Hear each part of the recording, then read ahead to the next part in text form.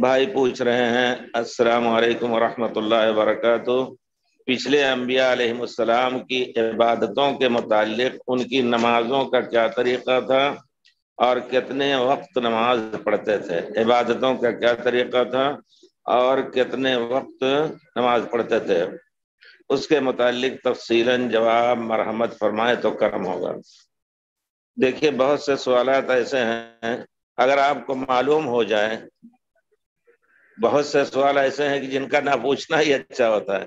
اگر آپ کو معلوم ہو جائے کہ 2 ہی وقت وہ پڑھتے تھے، صبح اور شام، تو آپ بھی پڑھنے لگیں گے؟ نہیں، سوال کے معلومات کے لیے ٹھیک ہے، ایک چیز ہے جان لیں، لیکن اگر معلوم ہو جائے کہ وہ 10 وقت پڑھتے تھے تو آپ نہیں پڑھیں گے۔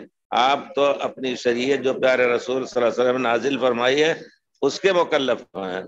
تو انبیاء سابقین کے سرائے میں اول تو یہ جاننا چاہیے کہ سب کا دین اسلام تھا، سب کا دین اسلام تھا۔ ایک اہم اسلام کے تحت حضرت آدم، نوح اور ابراہیم، یعقوب، جتنے انبیاء گزرے ہیں سب مسلمین ہی تھے، لیکن اسلام جو خاص نام پڑا میرے رسول صلی اللہ علیہ وسلم کے، وہ خاص اسلام جو ہے لن يقبل من، اللہ تعالیٰ فرمائے ان الدین عند اللہ الاسلام، اور فرمایا من یبتغی غیر الاسلام دینا فلن يقبل منہ۔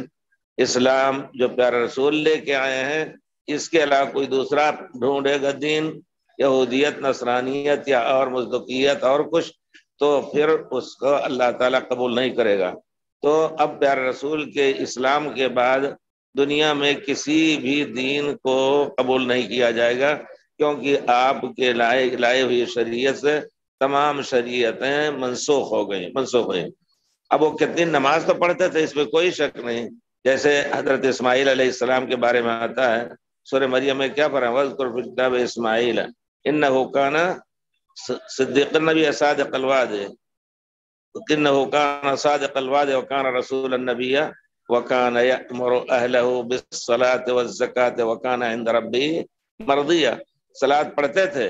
اسی طرح اور دوسری روایتوں میں بھی آیا ہے، دوسری احادیث میں، آیتوں میں بھی کہ کانوا یامرون، یہودیوں کے بارے میں یہ آتا ہے کہ وہ صلاۃ پڑھتے تھے۔ تو کہنے کا مطلب ہے کہ وہ صلاۃ پڑھتے تھے، لیکن کتنی صلاۃ پڑھتے تھے؟ 5 وقت کی یا 10 وقت کی، اور کس طرح کتنی رکعتیں ظہر عصر میں، اس کی تفاصیل ہمیں نہیں ملتی ہیں۔ اس وجہ سے اتنا کافی ہوگا۔ آپ نے کہا اس کے متعلق تفصیلاً جواب مرحمت فرمائیں، تو جتنا معلوم ہو اتنا ہی بولنا چاہیے۔ علماء نے کہا ہے کہ ان کی تفاصیل کا علم ہم کو نہیں دیا گیا ہے، اور پھر جس چیز سے فائدہ مسلمان کو ہے قرآن حدیث میں زیادہ اسی پر زور دیا گیا ہے۔